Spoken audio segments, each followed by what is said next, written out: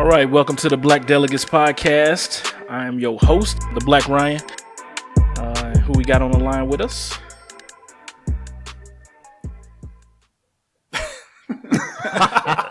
That's cool. Neither one of y'all want to be on the podcast. I didn't know. Go in alphabetical order. I didn't. So what are we doing? Aliases? That's what we doing. That's what I was gonna do. I just said the Black Ryan. Yeah. All right. Well, no, we gotta lead this in. Don't stop. Just keep going. It's gotta stay in. It's the first podcast, so it's gonna be trash. Never that. All right. Well, you got your boy Ghetto Phenom, G Phenom, whatever you want to call me. We'll just say Phenom for short. And this is your boy Paul, sitting here, coming in from Charlotte. Paul? I said it as white as possible. Paul? This dude pronounced the P, the A, the U, and the L. He held the L for hella long. He's like, Paul? Oh, man. It was the longest L in the history of podcasts. Right. All right. We ain't never going to make it through a whole episode of this. No, probably not. Black Delegates, episode 1. Plus Paul? Let's start off with our, weekly intros. We're going to have to go in alphabetical order or something like that so we know what's going on. So we'll just go, you the host, so you go first. I got to go first. I'll go second. All right. Paul? I'll go third. I'll try this. Okay. All right. So this week, y'all know I got a new gig, so I'll be starting that on Monday. How do they know that you got a new gig? This is like episode 1, episode 0 of the podcast. They don't know. I'm talking to y'all. Y'all as in the people on the line. Gotcha. Present company. You got to talk to the people. Only. I mean, we're going to have like 2 listeners the first week, and it's like our moms. So Hi, Mom. Hi, Mom. Right. Hey, my mom ain't going to listen, so it's just going to be y'all moms. My mom is listening right now. We not even live yet. So I got the new gig coming up, so I had all the farewell wishes and all that, so that was cool. Everybody was real cool. What was up with that cake, man? You sent us something about the cake. Tell the people about that. That cake was dope. So they made a cookie cake, and it said something like "Congratulations, quitter." So I enjoyed that. So just a little humor on the way out the door. Nothing super fancy. You nervous about the new job? I am nervous about the new job because, when you're working as a black man in the workplace, there's a certain stigma about black men that all these white women want to know about. And it's not the stigma I'm talking about. It's just are you stigmas going in to come in general. 35 minutes late the first day? Yeah, I kind of was late a lot, but, So that one came true. But just in general, man, just like trying to hold it down for all the black people all the time. It's tough. And I went through, training up these white people that work with me so that we can now just be regular and cordial. And now I'm going to a place where when I asked the owner about the culture of the company, he told me that I would be the only black guy there. First black guy ever. Nice. Yeah, and I'm like, that's not what I'm talking about. You want to elaborate? You want to elaborate on what it takes to train white coworkers? Man, it's like if you come in and you say, "Yeah, my boy said this," they're like, "What? Like, how old's your son?" White people just say stuff like that, and I got to tell them like, "Nah, that's my friend."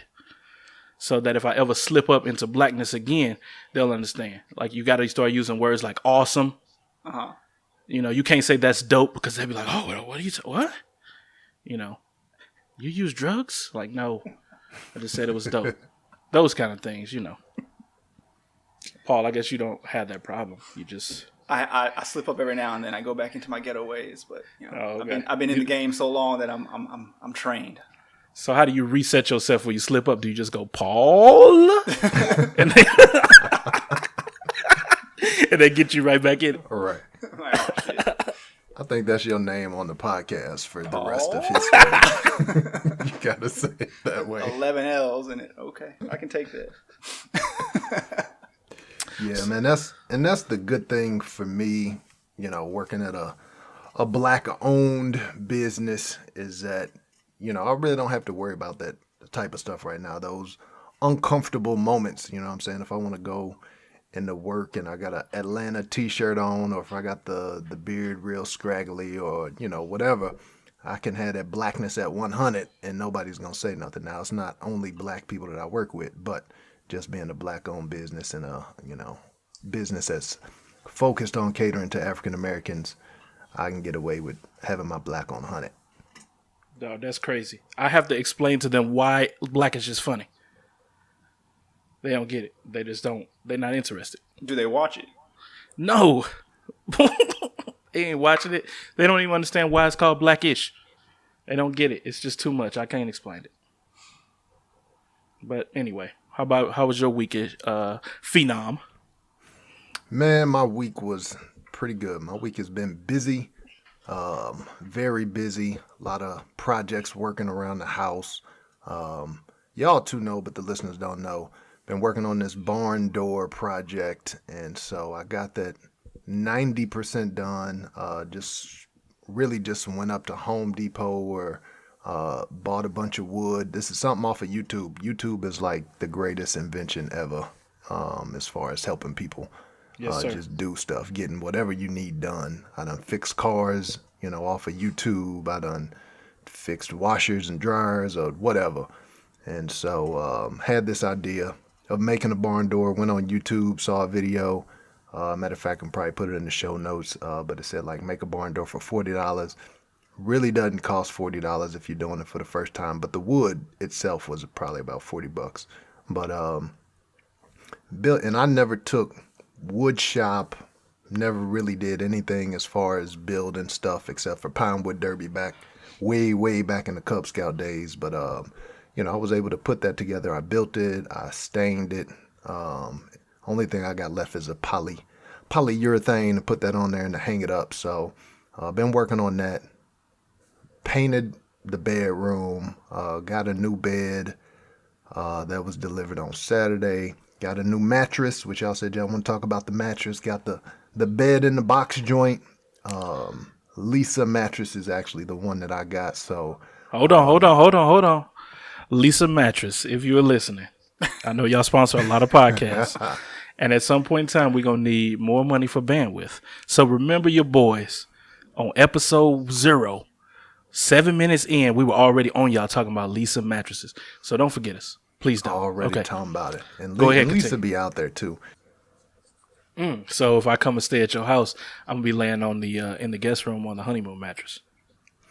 No, that is actually That's kind of what you said. That's kind of what you said.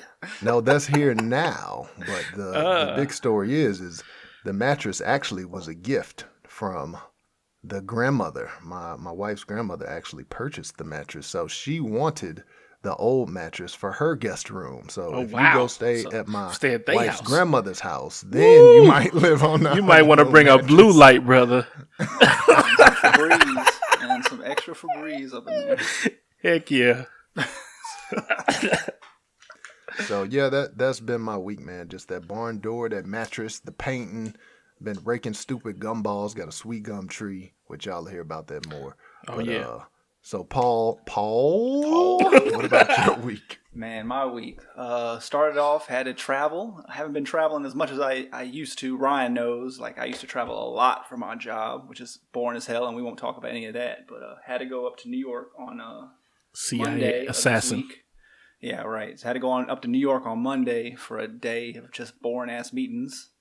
So it's different now. We got a 3-year-old here at home, and he's got a lot of school and all this stuff. So when I really traveled before we had kids, but now we don't. Now I really don't travel as much. So this is kind of like one of those rare times where I did have to go for a night or two. So it's all good. All right, cool. So, all right, fellas, let's get into it. So let's see what's on the docket this week for news. Let's see. Let's start with my girl Jemele Hill from ESPN. So it says that she moves to the Undefeated now. She's no longer going to be on Sports Center with Michael. And how y'all feel about that? I mean, if what she says is true and that was her decision to go back over there, like that makes sense because Jemele Hill is an outspoken person and she's always, shown that she really cares about civil rights and just likes to share her political views and how that meshes with society and sports and how that affects those things. So she's been a little bit hamstrung on Sports Center, ever since that little beef with the president, and they've been trying to kind of censor what she says or just limit what she says in terms of her political views because that audience doesn't necessarily want to hear that. So I think for her to be able to do her thing, I know she said that, she asked for that so she could, basically be more open and just be herself and get down to reporting and get down to, digging into news and being a reporter, and not everybody is built for that that TV anchor life. And not that she couldn't do it. I think she did a good job at it. But, if that's not her love, if that's not her passion, then hey, go ahead and move over and do your thing. Yeah, and I would say that you could tell that the support had gone really quick. Because I remember the first night it came on, because I was kind of, reading about it, hearing about it. And so, I actually still watch Sports Center. Normally just have it on in the background while we in the kitchen, because that's about around the time we feed our kid. And so we're having our little dinner and, just whatnot. So we kind of checked it out the first week or so. And, man, it was kind of like a flashy debut. They had like this cool, like, I can't remember the first intro they did, but they did like a different world, like, remake of the intro to Different World, part for scene for scene, everything. I want to say they did a Cosby Show one too, something, stuff like that. So they you could say they spent some money, some production money on these little cool little intros that they would have for the shows. They had this cool set. And, so that kind of all went through, at least through most of the summer. But man, by like August, September, when football season rolled around, like all that cool stuff was gone, man. It was just like, it could have just been any other Sports Center. They had the same old set, or, similar set to all the other Sports Centers. Wasn't really different. Only thing was different that they'd have, it was more interviews, and they just got kind of casting their opinion than other Sports Centers where they're just running down the sports. But you could just see the support at Wayne, and of course the political issues.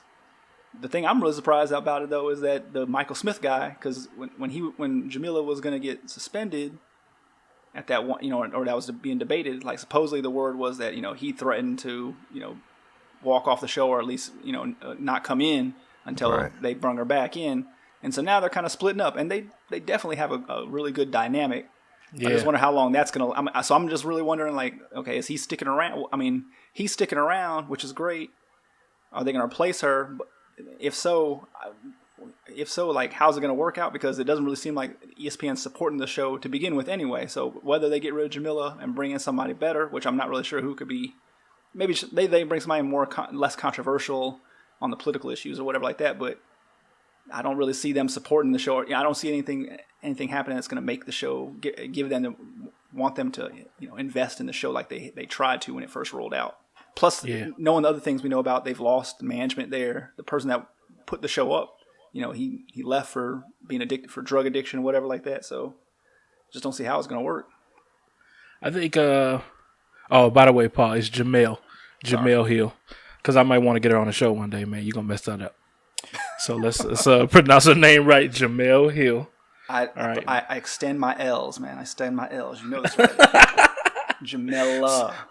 So basically, so what they're saying is, so he's gonna stay. She's gonna go on and do her own thing. So I mean, it really doesn't affect him like that. But they are gonna try to get back on that podcast and do his and hers podcast. Because I will admit, I listened to that podcast on the regular. Like, that was one of my favorite shows. I didn't care about what they did on TV. But the podcast was pretty much them just talking about what they want to talk about. Yeah, you put me onto the podcast. I actually liked it for a little while. Yeah, it was really good. And I was hoping that's what the show would be. But once they stuck them on SportsCenter, they were hamstrung. And she couldn't do what she needed to do. So I applaud her making the move. She said she made the move. Apparently the people in the comments didn't believe that she made the move. But you know how the comments be. But whatever. But it's also clearly a demotion, though. I mean, she's got 3 years left on her deal. They're gonna be paying her no matter what. Well, but they're gonna be paying her no matter what. I mean, they were gonna if they put her on the couch for the next 3 years, she was still gonna get a check from them. So they might as well get something out of her. So I don't know. I'm sure it was mutually agreed to in some kind of way. Just it's a tough situation. I'm sure they weren't, sad about it. You know what I'm saying? Because, like you said, it's clear that they had lost some of that support, and I think that was directly, related to that whole political fiasco or whatever. So they lost some of the support. So it's going to be a mutually beneficial move. But I think like I said, if she can get her reporter chops, her journalism chops, and really give us that core Jemele Hill insight, I'd rather see that. Whether it's on a website or whatever, than her being on TV and just feeling like she can't do her own thing. Right. And she's definitely going to come in on other shows and kind of play the bad guy a bit, at least as far as the Republicans are concerned. She'll pop in when they need to have somebody speak up for blackness, and they'll let her be crucified on Twitter and, send her back to wherever shows that she was on before. So while we're talking about Jemele, let's segue into the next topic. Like, do you think Jemele's ever going to report live from an XFL game? When the XFL Jemele won't, but Jemele will. Sorry. Will she? No. I want to say no. The XFL. Ishmael, can you report on this XFL stuff, man? I don't even want to waste my time on the XFL. But it's interesting because there are a lot of people that I know that are, big wrestling fans still, even in their, 30s or 40s or whatever, that still follow wrestling pretty closely. And those people seem like they're giving it a chance. You know what I'm saying? When I looked at the press conference that they released, and they're saying, there's no political stances and you can't kneel and nobody with a criminal record, and it just seemed to me like this is Trump FL. I think I texted you guys this is Trump FL. Let me get I saw swastika FL. Well, that too. Let me get this straight. So you're saying that 30, 40-year-old men that follow a sport that's mainly targeted toward 15-year-old kids that everyone knows is fake, where all the characters. Where they want the football players to be squeaky clean golden boys, but all the characters from the main product they view are all like super villains, have painted on mustaches and beards and things like that. They're not going to go for guys that might have had a DUI or something like that. Okay. Right. Well, and that's how I feel like it's specifically being targeted to that audience where they feel like, the NFL is struggling right now. The NFL ratings are down, specifically because Colin Kaepernick decided to take a knee and this movement kind of took over the NFL. And so there's a certain segment of the population that they don't want to hear about the injustices, why he took a knee. Like, they don't want to hear all that. They just like, you disrespecting our flag. And so I think Vince McMahon is specifically targeting those people. Like, all right, y'all pissed off at the NFL. They letting these thugs and these people, disrespect the flag and yada, yada. So we're going to relaunch the XFL and it's just going to be straight laced. We're not going to put up with any of that. And that might help them for a little bit. I mean, the first couple of weeks, they might get some ratings. But at the end of the day, it's going to fail just like the original XFL, in my opinion.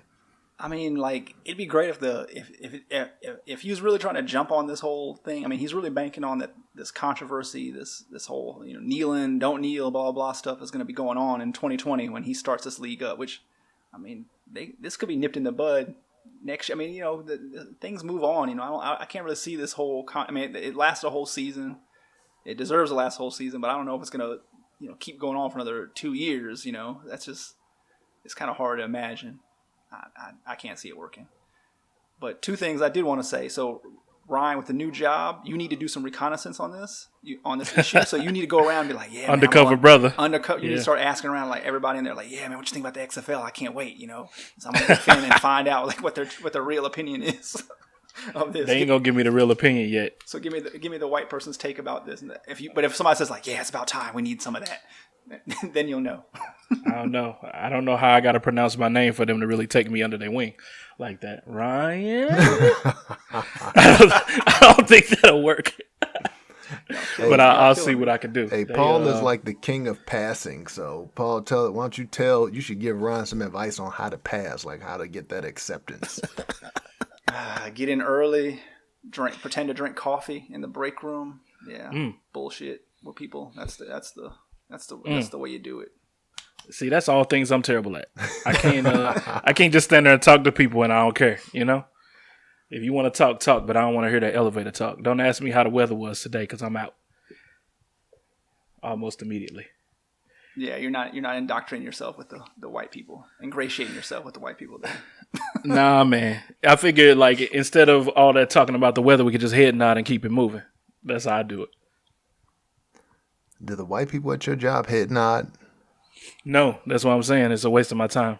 Except for that one brother, he never returned a head nod. Can we talk about that? How long were you there? How long were you there? How many head nods do you estimate that you showed to that brother and he didn't return one? You only get 2 shots at a head nod before I'm done with you, and I revoke your black card at that point. Because the first time I'm like, maybe he blinked when I head nodded and he didn't see it. And it's cool. Let me play devil's advocate. What if there was a white person in the vicinity when you gave him the head nod and he didn't want to see? He didn't want the white person to see that you were, giving the secret code. I understand your point. But look at this. I am a professional black man in society. Therefore, I know these games. I'm waiting till it's just us, or I see you, ain't nobody looking. Then you hit the head nod. You know what I'm saying? Or, you walking outside, hit the head nod. It's easy. We've been doing this since slave times. Brothers been head nodding. On a slave ship. On a slave ship. They was laying head to foot. But if you look down, they head nod. And that's how you knew that brother was down. And that brother, he just wasn't, man. He turned into Ned Flanders on me. You know what I'm saying? He never want to speak. So even on the last day, I looked at him, and I think I squinted my eyes like sell out. Question: Has a white person unexpectedly given you the black man head nod that you weren't expecting? Not a black man head nod, but white people do the opposite. So we nod up, they nod down. See? Gotcha. So white men will do the head nod all the time, and it's cool. That brother didn't do neither one of them. So I'm going to say he's selling out to both sides. To both sides.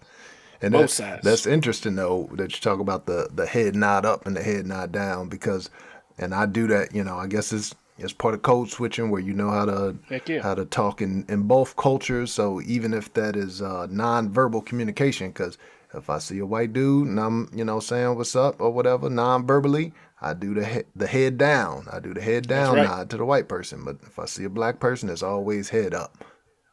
Yep. That's exactly what it is. But, it's all right. I already washed my hands of that brother. I gave him the quick look away. Like I am not even acknowledging your existence on my last day. So it's cool. So did he say anything to you on your last day? Did he say, good luck, brother? Or what was that? Nah, he ain't say nothing.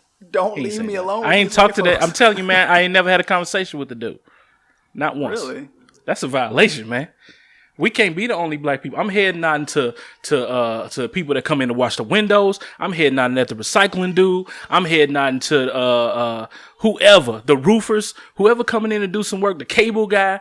If it's a businessman, if he's not a client, you get the head nod, man. Until I know you cool, I'll just give you a handshake. But then if you go in for the black man handshake, I know you down. From then on, head nod. We know how it works. But you can't just not acknowledge another black man. Apparently you can, because he did it. And how long were y'all there together? Hey, it's whatever, man. He been there, I don't know, probably 2 or 3 years. All right, so Ish, at a majority black owned company, so you got the head nod, but are there other things that are acceptable within the workplace to acknowledge other black folk? It is pretty liberal where I'm at. I mean, it's a newspaper anyway, so you got a black-owned newspaper, so pretty much anything goes as far as communicating with your peers. You know what I'm saying? As long as it's not something crazy, explicit or unprofessional or whatever. But yeah, we do the pound, we do the daps, we do the what's up, we do the head nod. That's a black space right there, brother. Yeah, pretty much whatever. Even the intercom, some of my intercom messages, are the black is on 100. And it's not, even though it's a black-owned company, like I said, we have white people that work there, but all the white people that work there are still down. Like they indoctrinated. Respect the culture enough, they know it. So, hey, you give them a head nod, they're going to give it back, or they're going to participate. It's no uncomfortable moments, I don't think, there.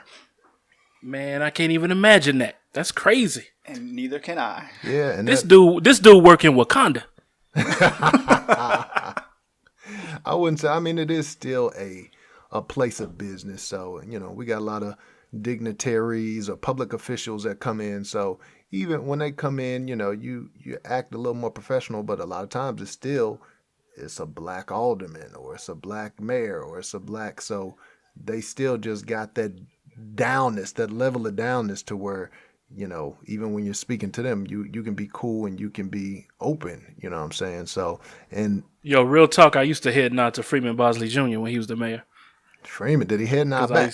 I used to see, yes, that dude was down. Oh, I know. I used to work with his wife, and she's super, super duper cool. I'm not hip on the local. He was a mayor of St. Louis a long time ago. Yeah, first black mayor of St. Louis.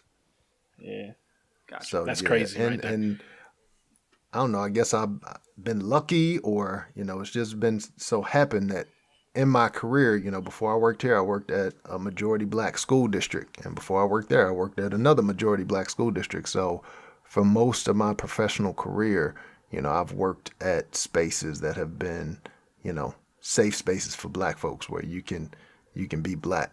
You know what I'm saying? A lot of people back in the day, I used to have the long dreadlocks. A lot of people say, well, you can't have those in corporate America when you get there. But hey, when I'm working at a school district where all the kids look like me and half the teachers look like me, why not? That's not even something that crosses your mind. So it's definitely interesting to work in that environment, but to recognize and to hear the stories of people not working in that environment. And before I went to those school districts, I was just in a regular corporate America job. So I'm trying to remember the last time I worked with a black person, like directly. I mean, my company has a lot of black people employed there, but never in the sections I work in, like never. Like, oh, disclaimer. Paul is Puerto Rican. Yes. Puerto Rican. So we know. Passing Paul. Yes. That's right. But man, I'm trying to think. It's got to have been at least 11 years since I've worked in a section with a black person. Man, that's crazy. And I'm talking like in the section I'm in now. And you in the some of the blackest cities in the country. Like when I worked in Memphis, there were definitely black people that worked in the office with me, like admin, and there were upper level people too, but just not like in the direct sections that I'm in. Like there's a lot of I think we have like almost 5,000 employees like nationwide. That doesn't include any contractors and stuff like that. And I'd probably say 1,000 or so are black. I would say, and they're spread out. But like just in the sections I work in, for whatever reason, not in the sections I work in. So like somebody that I actually directly interact with, besides like run to the coffee machine or at a meeting here and there, but somebody I have to interact with like on a regular basis. Man, it's been years, 11 years probably. Well, speaking of maybe our president El Trumpo.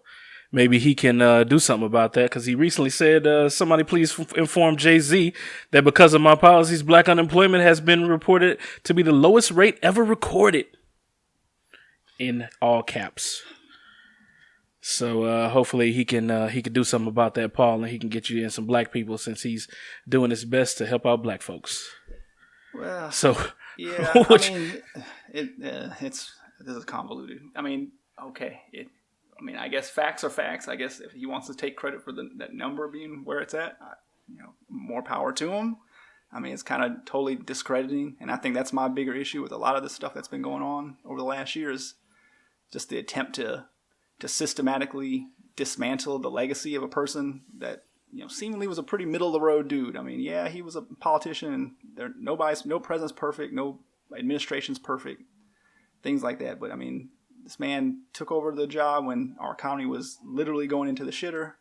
I know that because I was deeply involved with a lot of stuff, at a very low level, seeing how bad the economy was.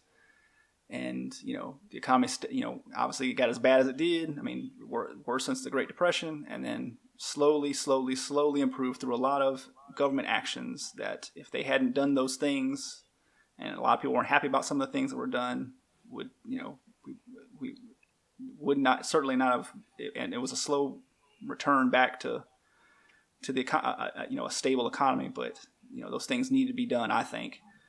And, his administration did those, and it took a long, long time. But, I mean, that's, it's just kind of, I think, misplaced to just say, hey, we're here, and like overnight it just flipped a switch, and now it's, black unemployment's back at this low level, and it's great. When we know that there is, many, many problems. And yes, a lot of people have jobs, but they're not high skill jobs. And that's probably the biggest problem, I'd say. So even though a lot of people are looking, or a lot of people are also probably not even bothering to look for jobs, and they're not even being counted in that number, in those unemployment figures. But, it's really, the quality of those jobs that they're having. And I think that's a bigger issue. But I'm going to shut up because I'm not black, and I'm going to let white people talk about this. I personally want to get to that unemployment gap graph, or well, yeah, talk about it. So it's from the Bureau of Labor Statistics. It says the racial unemployment gap remains wide. Despite progress, black people still can't find jobs at double the rate of whites. Now, this pretty much shows me the disparity in America that we don't want to talk about. Because when you look at this, the graphs, the particular lines on there are exactly the same, except black people are, 5% lower. It's pretty much double. Every point is pretty much double from. Yeah. So that's crazy right there. So it just means that, we're all facing the same situations. We all running into the same problems, the economies, all that kind of stuff. But when you look at it, and blacks are still twice as likely to be unemployed, that's crazy to me. You can't. That's not something you should be taking credit for, because those lines should be the same. Man, everybody should be on an equal plane. Anywhere there's even an ink where Trump can try to take credit, he's gonna do it. It don't matter what it is. He tries to take credit for everything and take the blame for nothing. Paul was talking about Obama before, and a lot of this is still off of the wave that Obama created. The economy was trending upward. The economy was going up. Unemployment was going down. When Obama left office, Trump came in, and those things continued on the route that they were going. But Trump is just going to try to take credit for every single thing. He'll say that this is, the greatest, biggest, blackest job force that we've ever had in the history of the world, just because he's president. The fact that this dude responded to Jay-Z as the president of the United States. Well, Jay-Z has made a living off of not responding to people who not on his level. And yet this dude is finding whoever he can. If they say something about him on Twitter, he gonna say something about him. Oh, absolutely. He's so easy to goad into stuff like that. That's my biggest fear with him, is just that other politically savvy people are just going to goad him into doing stupid stuff. His ego was just so big. He's so narcissistic, and he's so sensitive with anybody says anything negative about him. He knew he wasn't going to pass on that. We talking about Jay-Z. Of course he's going to respond to Jay-Z. He responded to LeVar Ball. LeVar Ball said something. And they got into my this. Dude. Yeah, your hero. 3BB. Your hero, BBB. The Black Ryan and BBB. 3BB. Did you get your kicks yet, man? Did you get them ZO2s? No, my ZO2s. I got them on layaway. What's a LaMelo 1s or whatever? Nah, I don't mess with LaMelo. Let's talk about that. He's scrub. You don't mess with LaMelo. Nah, man. He is scrub. He is scrub. Nah, man. He's not a big baller. He got to go, man. That dude's highlights look like mine in college. You got to get out of here with that. I think you're getting him confused with LiAngelo. You confusing him with Jello. Which one is LaMelo okay. is a I high. don't Well, he wanna- should be in high school, but his father took him out of school because he was mad at the coach. But we won't talk about that. Maybe that's another episode. But No. The funny thing about that little email I sent y'all, or I am a little while ago, was when the dad was saying that LiAngelo was going to go to the Right. Lakers next year. Above that, he said that LaMelo is going to stay with whatever team he's with for a couple more years. Yeah, for a couple more years. He's not ready. If I'm LaMelo and I read that, I'm like, hell, fuck, I'm not. Oh, so wait a minute. So he was talking about the oldest one was going to stay. He's No, the older one that should be in The college. oldest one's going to be a is Laker next year. LiAngelo. Oh, Jello. okay. So, Man, I can't remember their names, man. He so tripping on he's them names, saying man. That Jello You is going to be one and done. He's going to play in Lithuania. Then he's going to be in the Lakers. And LaMelo, who is the 16-year-old, is going to stay over there until more he gets to talented one. 19, and he's eligible, by the NBA rules, and then he will go ahead and go up. Yeah, that's fair. Yeah. That's fair. But do you think Jello's going to play for the Lakers LaMelo, next Hey, man, that dude is not going to play for the Lakers. I mean, he can play for neither the me nor you, Ishmael, have ever got a Lakers tryout. And I saw his highlights, man. He's not better than you. So, yeah, I think he's done. But y'all missing the point that the youngest one, LiAngelo, LaMelo, the dad said he's going to stay over in that no-name town for 3 more years. Like, I'd be like, the hell I am. You better get me the hell out of here. He ain't got no choice. He's not in school. I don't care. I'm like, man, send me to France, send me to Germany, send me somewhere. Don't send me to the middle of nowhere. Yeah, that's true. Latvia to play basketball. Like, there ain't no airport here. There ain't nothing to do. I'm literally. But they running Lithuania over there, though. Right now, I mean, they are the top dogs there, and so they get all the fame. Zoe got a concert claim, coming up. They can do whatever they want, and we know that LeVar Ball, that's his thing. Like, he wants control. He's like, I call him the Black Trump. He needs that ego to be stroked, and so when he's there in whatever the town is in Lithuania, I don't know the name of it, but when he's over there, they treat him like a superstar, like a rock star, like he's a god. So that has to be intoxicating for him. That's probably intoxicating for LaMelo. So yeah, of course, if there's a better opportunity that opens up where you can make some more money, you can get some bigger exposure, you can up your game, they'll definitely take that. Man, real talk. I mean, when you ready for the NBA, you ready for the NBA, and that's all to it. If you're not doing anything that nobody's ever seen before, and you're not really standing out, then you're just not going to the NBA, and that's kind of where you got to leave it. His daddy can talk all he want, but you're just not good enough, unfortunately. And we'll see what the youngest one can do. I did watch some tape on him, and he didn't look all that great. I mean, he looked good for his age, but at the same time, he wasn't like standout great, which usually by now you'd be standout great. I think he is standout. I mean, he got a lot of bad habits. You think so? But the thing I like about him is the same thing that I like about Lonzo when I first saw him, is he just has excellent court vision. You know what I'm saying? Like, he takes a lot of dumb shots, deep shots. He makes a lot of turnovers or whatever, but he's got that court vision where he can just drop a dime that you just don't expect. You don't see it coming, and he drops it. He sees where that teammate is coming. So that's what I really like about him. He has a good shot. Great. He shoots at too high volume, but he can drop those dimes, and I like that about him a lot. I feel like every highlight tape that I've seen of him is just him shooting. I haven't seen any passing. I saw him hooping in like at the YMCA against some dudes, but like they weren't that good. So I didn't really understand why that was a watching the highlight tape. Facebook Live Big Baller Challenge game? No, I'm not. I'm not. Ball is Life. Shout out to Ball is Life.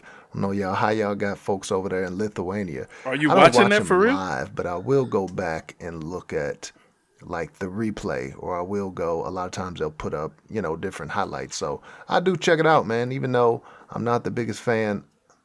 So they just hooping on there, or is it just like them at the house, like No, the it's the game. Kardashians? It's the actual game. Like they live stream those Big Baller Challenge games in Lithuania. Oh, They do it really? on Facebook. Okay, all right, I'll check it out.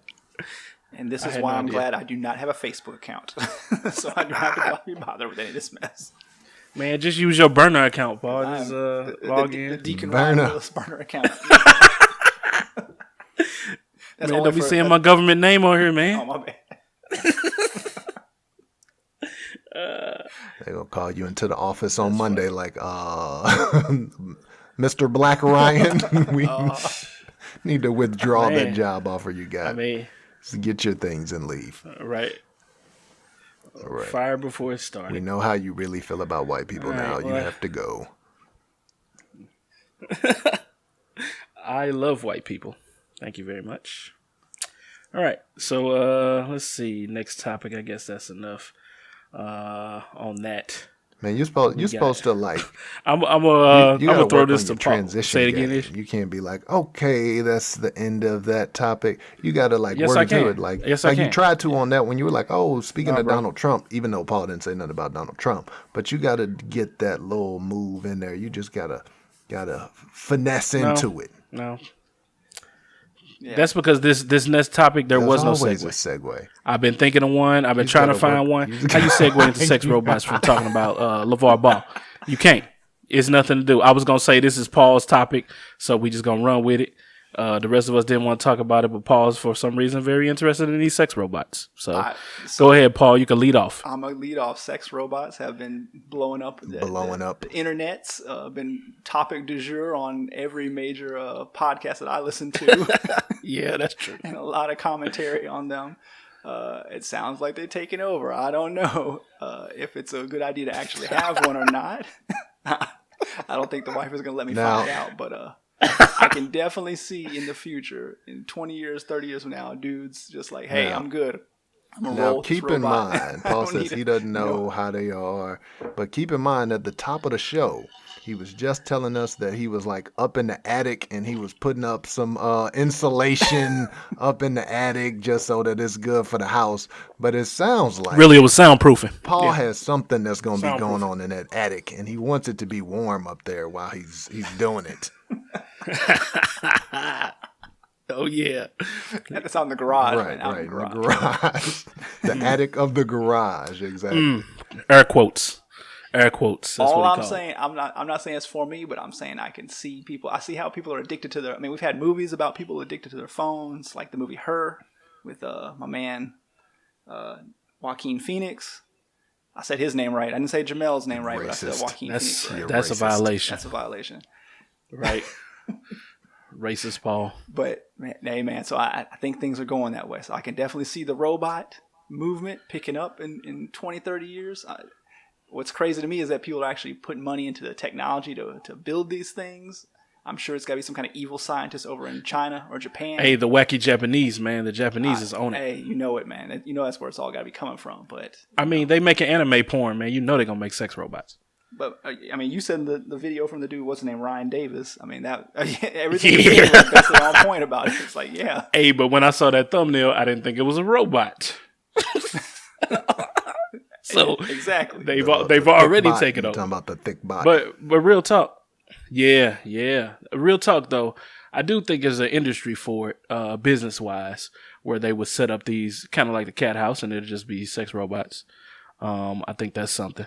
Yeah, it's interesting. And I don't think that'll go away. Is that legal? Is that illegal? Is that prostitution? I mean, it's not prostitution. It's a robot. Yeah, I think the big industry is going to be people. You know, when they get it to an affordable rate, people getting them at the crib. Like, people don't really want to go to a little robot brothel. Like, they want to have it up in the closet. So, you know, when they lonely or whatever, hey, they got that little robot that they can pull out. So I don't know if it's going to be a robot brothel. I think it's just, you know, you get on Amazon or whatever, and you get your robot.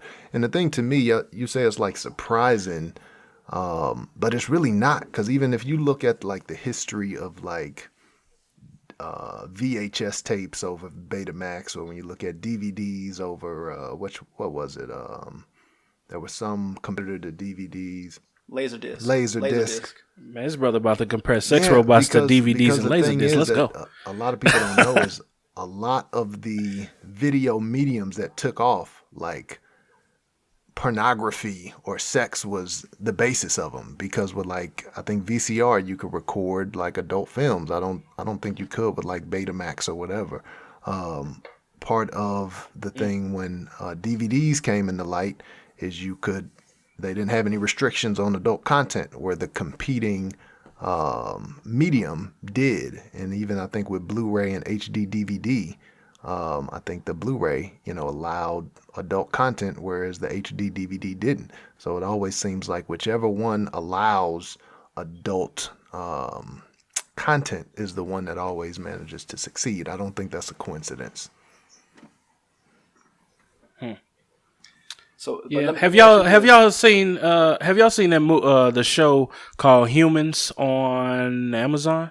It's Humans, I think, with a Z, something like that. So that's really the point of the show. So basically, artificial intelligence. These people have robots in the future or androids. They all look very human. You can't tell. Only reason why you can tell is if they have like a green shimmering eye. So that's really the only thing. And people are being able to afford them. They still cost about the same as what a car costs, it seems. And now they do housework, but most of them have an option for adult mode. So the dude who's on there, him and his wife are having some problems. So he switches it over to adult mode one time, and his entire family finds out about it, which is pretty funny. That is good to know because Ryan, I'm actually in the market for a Roomba. Oh, I thought he was about to say a robot. I'm like, oh, because I'm right. I think he is in the market for a robot. But I will now be looking on I'll be looking on Amazon for the adult option. The adult Roomba. No, it's a show. $100, I might have to buy the Roomba with the adult option. I don't know, man. But that android on there was nice though. I mean, she was cooking and all kind of stuff, so I can understand. And basically, the wife was getting catching feelings because it was basically replacing her. Like totally. Okay, now Ryan, So, but this is I my can see that question to you. happen. Let me ask you this. Okay, so now for people of the show, fans of the show that don't know Ryan, Ryan is the ultimate value investor, ultimate Craigslist scanner, ultimate Goodwill, Not a shopper. scammer. Yeah, not scammer, scanner. So Ryan, 20 years from now, if you're in a Goodwill store and somebody drops off a used sex doll, and you see the value is deeply underpriced, say $500, $600, $1,000. Are you confident in trying to flip it? What's the condition of the sex now? Is it like mint condition? Is it like worn where you could tell is a little old, had a lot of wear and tear? What's the condition? Whatever condition your old mattress is in ish, I'm assuming that's what the condition is going to be times 10. So if you got a blue light, you got to check it. Yeah. And definitely some alcohol. Bleach, yeah. Yeah, I'm gonna pass on that. If I saw it at a thrift store or yard sale of some kind, I'm gonna let it go. Some things, man, for real, it was $1,000 value. You could flip it for $1,000. You tell me you wouldn't do it. Man, the embarrassment of just picking that mug up would just be horrible for me. That's a long walk to the car, bro. And then sell on Craigslist and people come to your house to test it out. Yeah, one time I had to take, like, somebody bought we had a prize at our fundraiser thing, and I had a Santa Claus suit on a mannequin, right? So I had to put the mannequin thing in my car with the Santa suit on. You know how many people staring at me down the highway, man, pointing and laughing, doing it's just a Santa suit. So imagine if you had a sex bot up in the front seat. Nah, man, I'm gonna pass. I can't make that money like that. It's that dirty money. Yeah, definitely dirty money. Speaking of dirty money, does Netflix have that dirty money? Because apparently they are not offering Monique any of it. Ooh, nice transition. I like it. I know. Right, I told you, man. I'm a professional, dog. If it's one there, and I'm telling you, I just thought about that off the top of my head. So if there's one to be had, I'll have it. But if it's not, sorry, I just gotta say it. So there was one there. Well, how about you do it next time then? We were talking about Trump anyway, so you could have talked about Stormy Daniels and then segued. I didn't want to talk about Stormy though, man. I didn't. You didn't have to talk about. Is Stormy a sex bot? Because it's possible. Probably technically. She could be. Jimmy Kimmel tomorrow, I think, or something. Oh, is Tuesday, she? No, Tuesday. I think it's Tuesday after State of Union. So she gonna find 10 minutes of fame out of this some kind of way. I think she already. This is the worst disclosure agreement I've ever seen. Well, the thing is, and I know you say you didn't want to get into it deeply, but we in it now. Yeah. The thing is, she did the interview before she signed the non-disclosure because she didn't think Trump was going to pay. She said Trump was, taking his time. He said he was going to pay her, but he didn't cut that check. So she did an interview, I guess, as a way to protect herself. And since she wouldn't talk about it, I forget the publication, maybe Slate, but since she wouldn't talk about it, they just buried the story. But now that it came back up, all these years later, they said, yo, we did this interview. We got it. It's nothing, legally that they're obligated where they can't talk about it because she spoke to them before she signed this non-disclosure agreement. So if Trump would have paid on time, that never would have came out.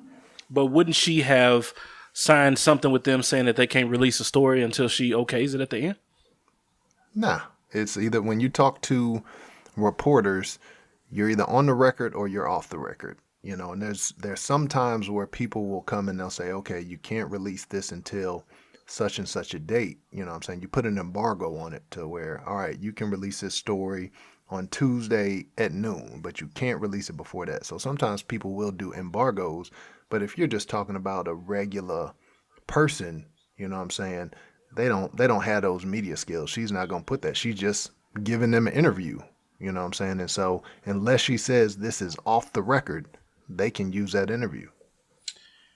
Man, that just, I don't know. I don't understand, because she's basically still got the $130,000, which is a ridiculous amount of money. But I guess if you paying out hush money, you got to make it something worthwhile.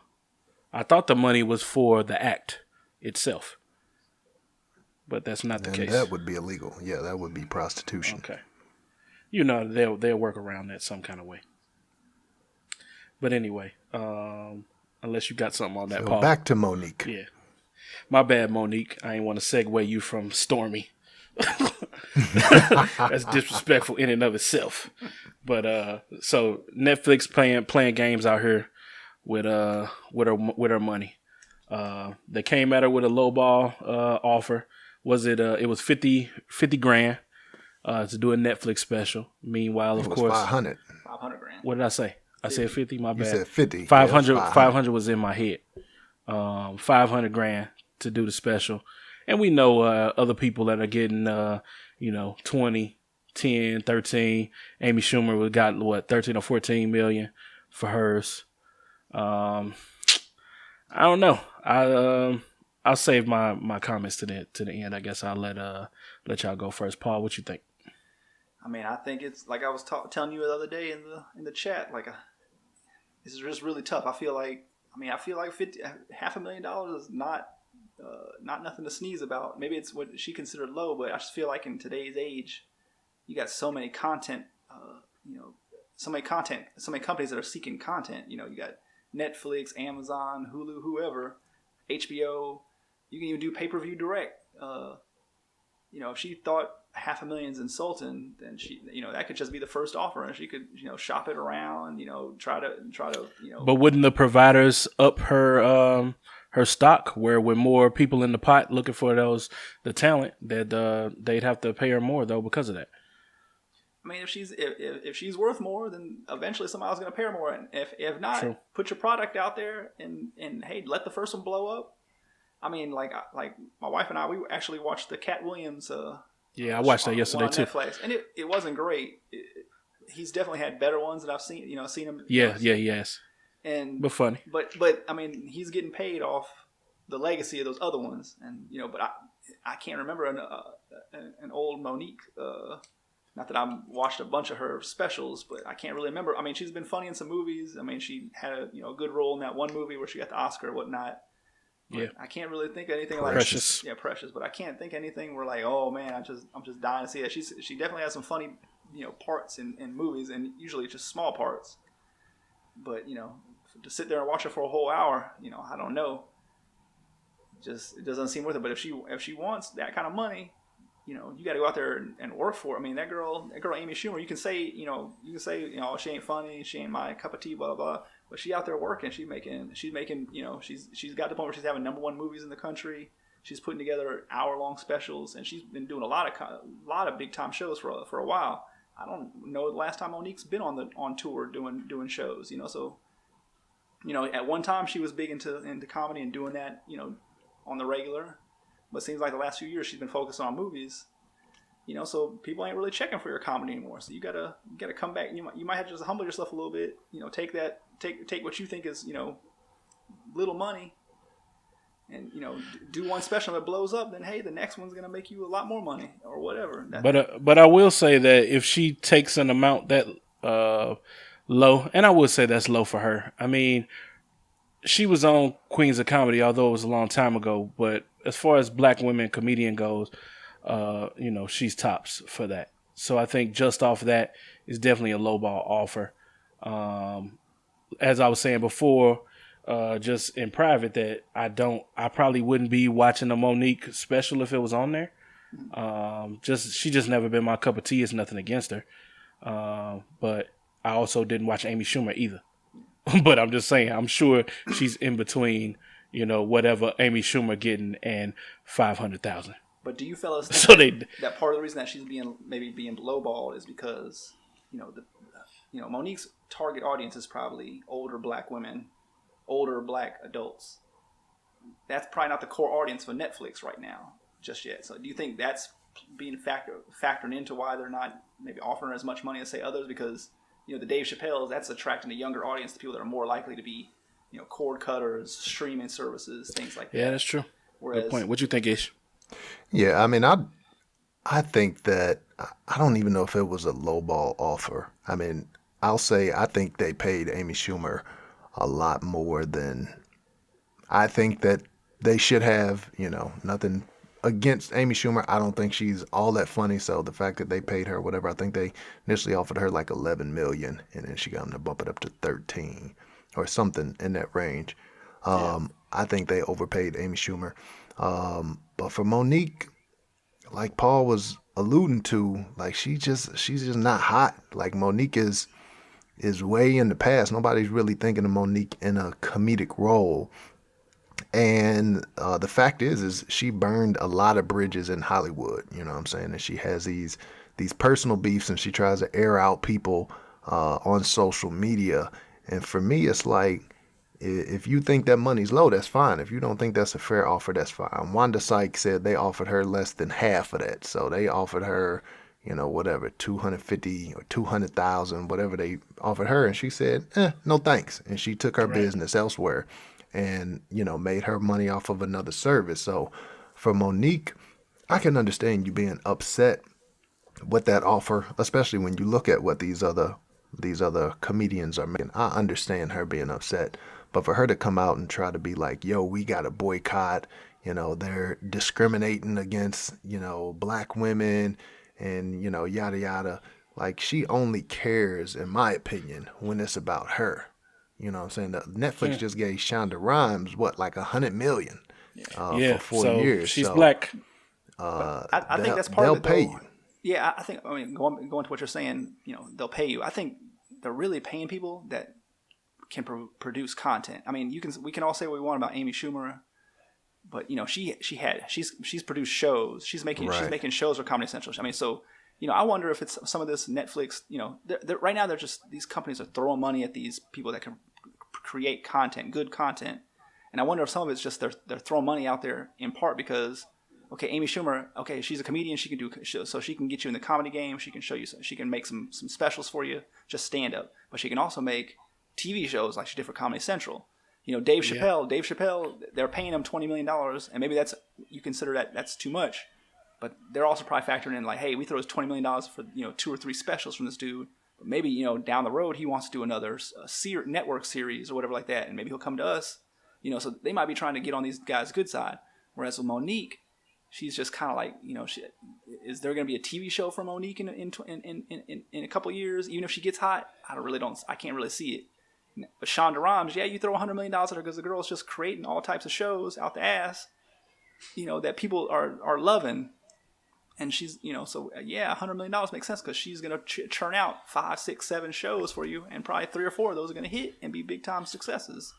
So I'm gonna go along with what Ish said too, where basically she's burned all these bridges, and sometimes you just can't work with people, I think, depending on how they're gonna perform at their last job. I can't go to my new job and I treated my last job people or bosses and stuff like crap, aired their dirty laundry in the streets, and then think that, the next boss won't think that I might do that to them. Yeah. And she pretty much proved it already just in negotiations that she's putting out all this information. They don't want to. They don't want you telling how much they offered you, because technically you're now burning a bridge with Wanda Sykes too.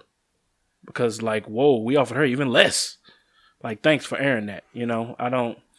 And you just can't handle your business that way. I think it was that's a misstep on her part. I think she may be right in regards to the low ball, but I think she's wrong in regards to the reasoning behind it. She's probably could bring in more money than that for them, but you just can't trust her in that situation based on her track record. Yeah, if you go off on Oprah, like, people just don't want to deal with you. You know what I'm saying? Black people, white people, Hispanic people, everybody loves Oprah.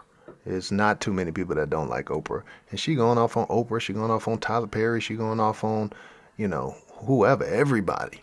You know, and sometimes that comes back to bite you. I think some people can be divas, they can be jerks, they can be, I'll say, buttholes. And if you got that extreme talent to where you're just the it person, you can get away with it.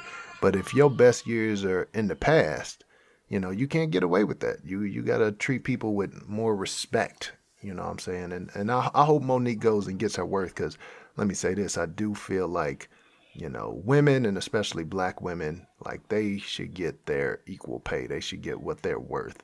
But I do think, like, Tiffany Haddish right now is kind of the hot it thing in the comedy world, especially when it comes to black comedians or black women comedians. Tiffany Haddish is, you know, right. The bee's knees, as they call it. So I think if they offered her a special, I think that's, you know, they would offer her more. But yeah, I think Mo just got to chill, man. She just trying to go at everybody. And I know she tried to do, what was the movie she was in last year? It was a film with a bunch of other people. It was like This Christmas or Almost Christmas or something like that. Oh, was she in there? Almost okay. Christmas, I think. Almost Christmas. And I saw she put out another video where she said, well, you know, I was in Almost Christmas, and if you compare this to Amy Schumer's film, you know, her film cost more money and made less of a profit, you know, than my movie. But it's like, but you were in an ensemble cast. Like, it was like 15 other people in right. Almost Christmas. And wasn't nobody going, it was like, oh, Monique was is Chris in Brown this in that movie. Chris Brown was up in that joint. Right. Everybody was up in that. That's Yeah. no, that you think about that one from several years back. Was that That's this Christmas? Yeah, that's I can't this tell. Christmas. I don't Right, know. This Christmas. I usually don't watch stuff like this. My bad. The black guy. If it's got a holiday title in it, I'm out. There's got to be a Black Christmas movie every year. Only a No, Black Christmas movie. I'm out. I'm not Every watching year. it. Okay. All right. I'm very worried about these next two topics. I don't know if I want to even go into them anymore. I mean, if you want to wait until hold those over to episode 1 or I guess it's episode 0. If you want to hold those episode 1, we've been going at this for an hour and Yeah, I think you can 12 Yeah, that's minutes. true. I think. Yeah, you can dump these two topics. Cool. They ain't Dump really them two worth it. topics. It ain't worth it. Yeah, it's not worth opening up. Yeah, we'll come back to it. Maybe one of them is. I think that is. Here, I gotta go. I ain't even looking at the sheet. I gotta go back to it. So you want to get in either one of those? I think we can skip that last one, but the next one, I should have put it before the Monique situation. But other than that, I kind of, it was interesting to me. But Go for it. We'll keep it short, but go for it, because I think by the next one it's probably gonna be too dated. So go ahead. Cool. All right, so we want to talk about the dude who played Barney the dinosaur. Our beloved, yes, Barney the dinosaur. Which my little sister watched that all the time. Like, Oh, I she wish I had a that new when I on saw her. I would have made fun of her about that. Yeah. 24/7 back when I was in like high school. Like, when I left, she was watching Barney. When I got home, she was watching Barney. Like, Barney nonstop in my crib.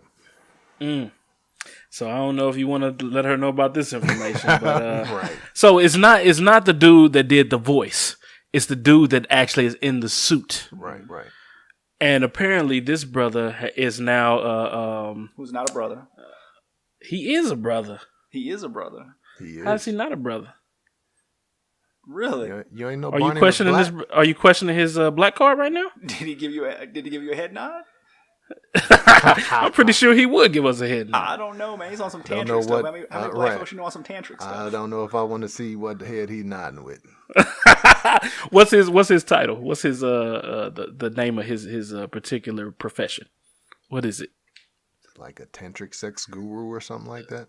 Okay, all right. He's a sex guru. 0 black people in history have been named a tantric sex guru.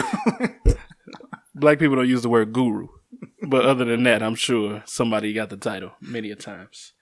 But yeah, so that's his new profession, and the brother is charging a lot per hour out here in these streets. And damn, he is black.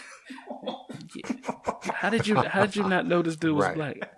I'm trying to pull this up on my phone and I can't find it. Here it is. Yep, he runs a tantric sex business, which he started in 2004. So, yeah. Now, just for our listeners, so they know that we're not going to talk about this stuff every single episode. A lot of sex in this episode, but that's not going to be our calling card for sure. But I might have something to say about that. I guess if Paul adds Paul's it. segment, right? His personal sex segment. Yeah, we might have to change the name of it. Just make it Paul's Sex Corner or something like that. Paul's Corner. Yeah.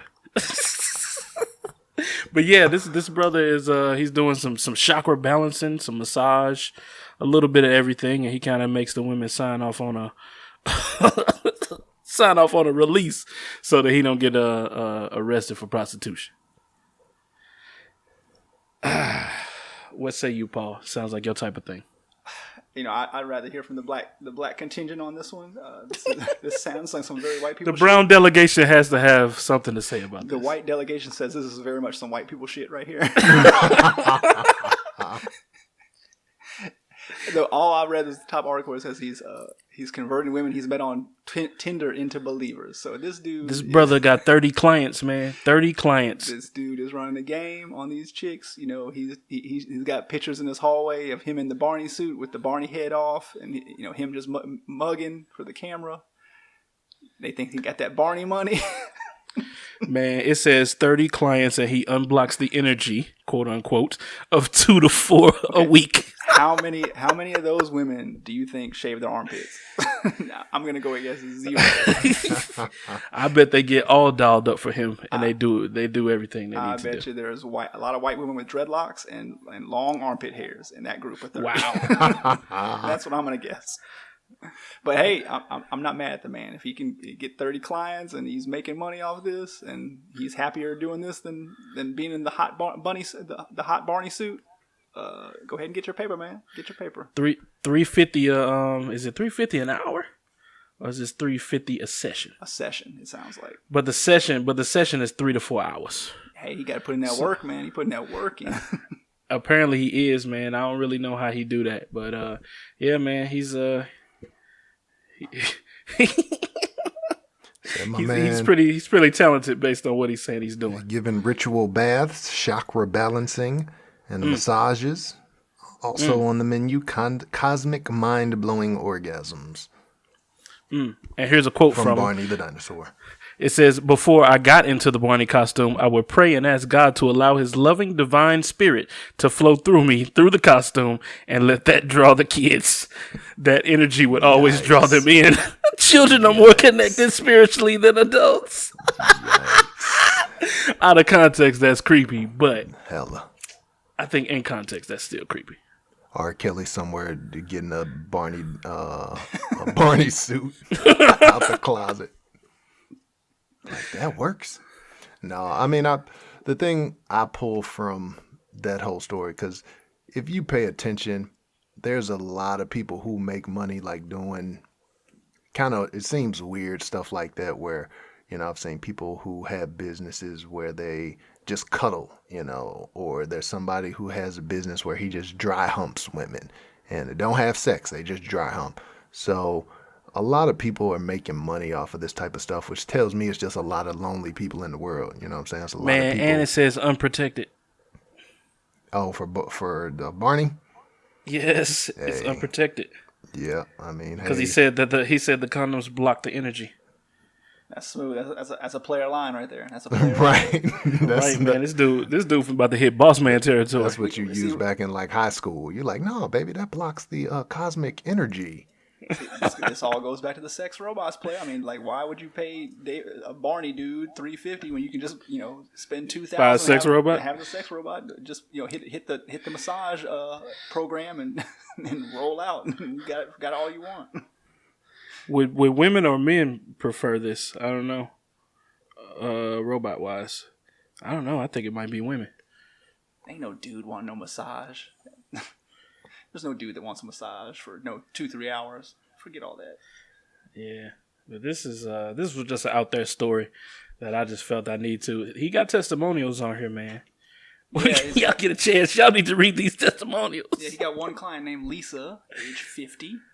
Had intercourse with her on the 3rd session and described it as a spiritual awakening. Wow. And then another client named Indigo, age 53. Just based on these ages, yeah, he's But he's got to be up there as well. I don't know how old he is, but he's got to be upper 40s at least. Probably he's in his 50s himself. So. Yeah, it says David is very gifted in the art of tantra massage, quote unquote. We all know what that is. Leave you feeling renewed mentally, physically, and spiritually. His gifts are simply amazing. And this one says, more please, thank you. I am going to read through these testimonials with my wife. And we're going to have a good laugh about that. Pull out the Barney costume later, right? Oh, heck yeah. Oh, yeah. Because I sent her this. I already told her she ain't got to worry about it because that's how it is every day. We got it. You pull out the Barney costume every day? Nah, bro. The Lonzo Ball jersey. Big baller brand. This one right here said he got rid of her headaches from a concussion. All right, well, I guess I think that is on that note about Barney. On that note, I guess we know who Rob Gronkowski is going to see this week before the Super Bowl. Get keeled up real quick. What's wrong with that dude? Since I've been boycotting the NFL, he got a concussion. I have no idea what's going on. He got a concussion late in the first half of the last game, and so he was out the whole second half. And so, like when he went out, New England was trailing, and so it was like, Tom Brady's main target's out, and then they announced at halftime he's going to be out the whole second half. So everybody was really worried, but Tom Brady did his thing and came through. But he's supposed to be playing he's still being held out, and he's still in the concussion protocol right now. But they're expecting to play for Sunday. So see, I feel like Gronkowski always has a concussion. Yeah, well, yeah, a beer concussion, yeah, hangover concussion, yeah. I don't know. It's kind of proved that they don't need nobody. Okay, as black men, that I noticed you guys really haven't been feeling the NFL this year, because every time I try to bring it up in the group chat, y'all don't even bother responding to me. So. We don't watch that foosball, man. I told you. So you're not watching Super Bowl at all. I ain't watching none of it. I watched the Super Bowl last year, and that was the first football game that I watched in like the past 2 or 3 years. Like once the Rams left St. Louis, I was like, I don't really need the NFL. And then once Kaepernick, took the knee and got that kickback, I haven't watched any other games. So I watched last year's Super Bowl because I think a lot of people were doing it. My wife wanted to go to the Super Bowl party, so I went ahead and I did that. But that's the only football game I watched in the past like 3 years. So I don't really have a big interest in it, and I'm a sports writer, you know what I'm saying, and I still don't watch football at all. So yeah, my interest is very waning. I might watch it. You kind of gotta watch it for work. Yeah, I don't have to, because we got other columnists that can write about it. Okay, 2 questions for you. Well, one, does St. Louis want an XFL team? And will your paper make you go to XFL games and cover them if they do get what team? Because St. Louis got to be a prime market to get. I'm sure Memphis is too. They got to be a prime market. Yo, XFL is more racist than the NFL, though, man. That's even worse. Right. Well, that's what I believe. But I think St. Louis definitely is a like you said, it's a prime market for the XFL. I think the XFL probably will come here, especially because the Rams left so recently, so they feel like they're still going to be fans. They want to see football. Real talk. They've been talking about here in Charlotte because we had the owner situation changing, selling the team. Right, they've been talking. right. People have been talking. I think it's very unlikely, but they've been talking about the Panthers getting sold, and they've been talking about St. Louis being, somebody in St. Louis wanting, because now maybe they'll actually build a new stadium. Blah blah. I think the Panthers probably should be an XFL team. Their uniforms look like it. I mean, they seem to have the blueprint for an XFL squad. Except Cam has to tone down those outfits a little bit more. I think that's the only thing that's going to have to change. Those outfits are XFL. Right. XFL approved. I don't think so. I think he needs to be a turtleneck. All the stupid stuff he says on a regular basis. One day we need to just talk about Cam. But I'm sorry to interrupt you, Ish. Go ahead, man.